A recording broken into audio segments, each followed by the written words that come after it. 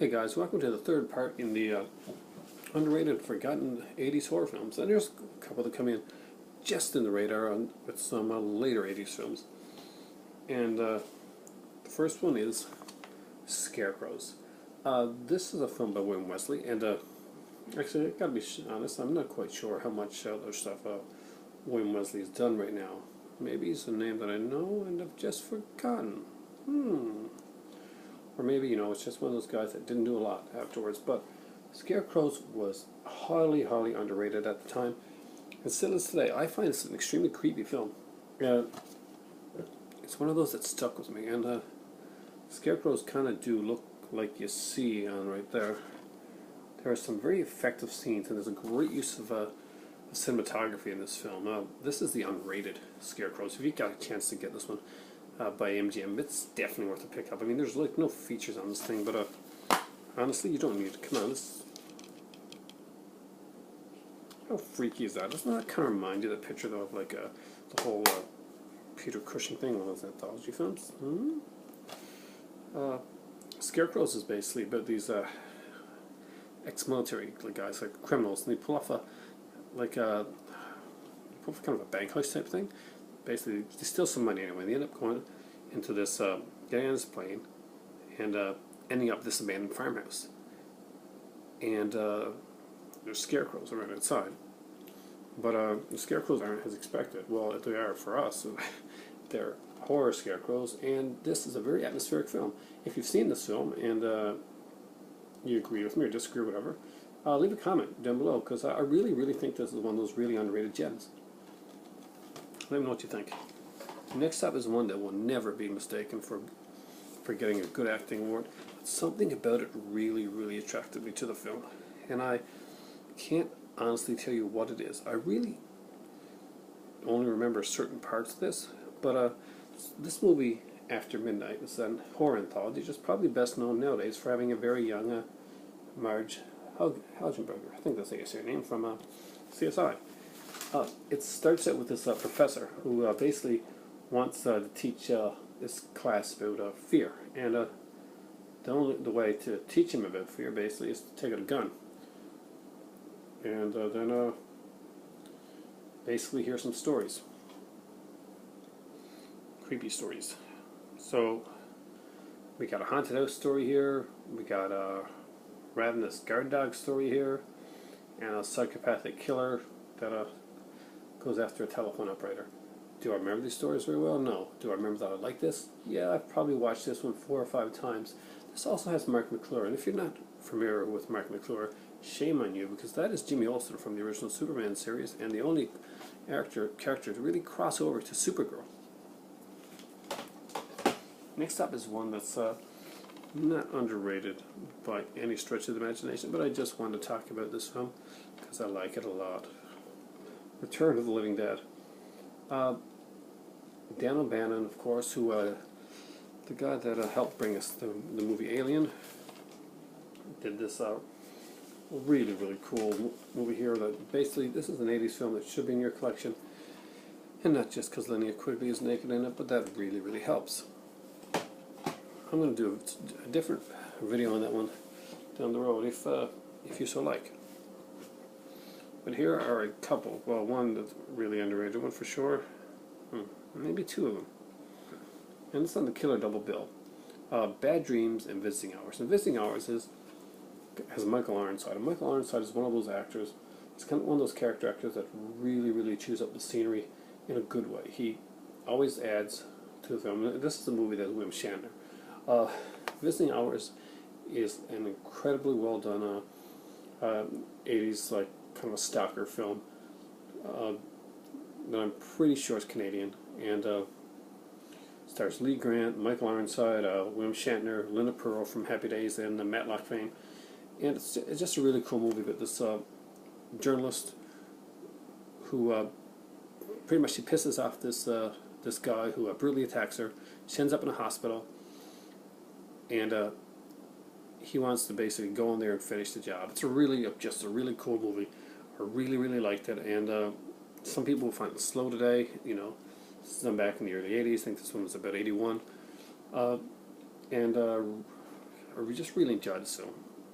And then again, I also had a big crush on the Pearl at the time. But I got to revisit this one again soon, by the way. Bad Dreams, there's Jennifer Rubens. And Jennifer Rubin, of course, was the badass druggie girl in Nightmare on Elm Street Part 3. She's one where Freddy gets high with.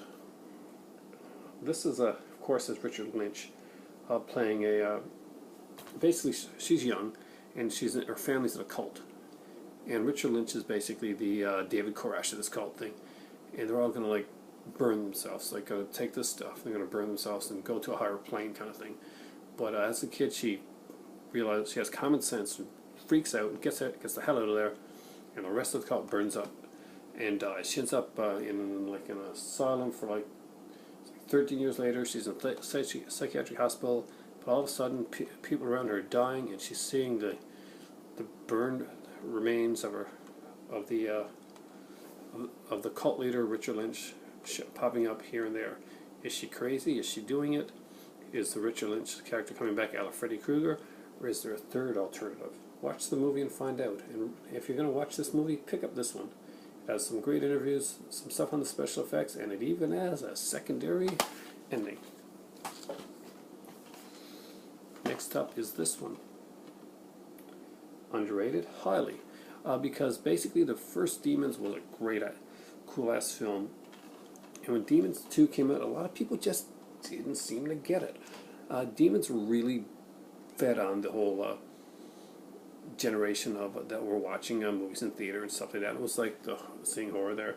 But when Demons 2 came out, it wanted to basically bring it home to us. People were taking horror movies home now into the VHS and just slapping them in and watching them anytime.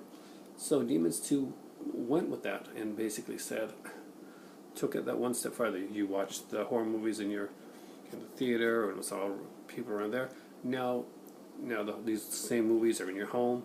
It's more personalized. The attack is more is closer, and I think now this movie would probably do better redone and revisited. I had a lot of fun with this movie, and a lot of people trash it, but it's great. It's a great one. Next up is Prison by John Carbush. Well, he did the special effects, but it was directed by Rennie Harlan. And Rennie Harlan would go on to do part 4 of Nightmare on Elm Street. Not sure if that's the best thing, but still, this has some great stuff. Elaine Smith, Viggo Mortensen, of course, an early role for Kane Hodder. Some really, really cool stuff on here. Definitely deserves to be watched. This is a Scream Factory edition. Deserves to be in your collection. We'll talk about this more in another video. I'm going to do it with a lot of these here. Next up and last up is Terror Train. Terror Train is one of the underrated slasher films. It has a great twist to the ending. The killers changing from mask to mask is really great, and it kind of it's a big hint to what's going to happen later on in the film. I love the way the fun reveal of the killer is done. I love the fact that it's something that's kind of unexpected. Even though you've seen the killer, and you've seen the killer go from mask to mask, you're kind of surprised when you find exactly who the killer is and where the killer's been this entire time. Great film. It's really lost in the shuffle of a lot of other movies that Jamie Curtis did as their Scream Queen around that time. And right now, guys, before I start on another video, which I'm probably going to do tonight, it's time for tea. Didn't forget it this time. And I'm looking at the kill over there, and seriously, it's time, guys. Hope you like these videos, and if you do, please comment, and contest information coming up soon, and hopefully then afterwards, then we'll get the draw date, and we'll start working on that. And before you know it, November will be around, and I'm going to be doing the PS4 unboxing. I'm looking at maybe going for getting the camera instead of the extra game, and going with my digital games on there. I'm not sure right yet. Give me your input on that. What do you think? Let me know what you're thinking about. Like, if you're a gamer, I'm going to do a gaming video soon, and let's talk about the PS4. Let's talk about the Xbox One, and what you want to see, what you want to get, and what you're hoping for the next generation. But that's it for the for this here edition of Lost and Forgotten 80s horror films. That's probably the last Lost and Forgotten 80s horror film edition I'm going to do, well, this week.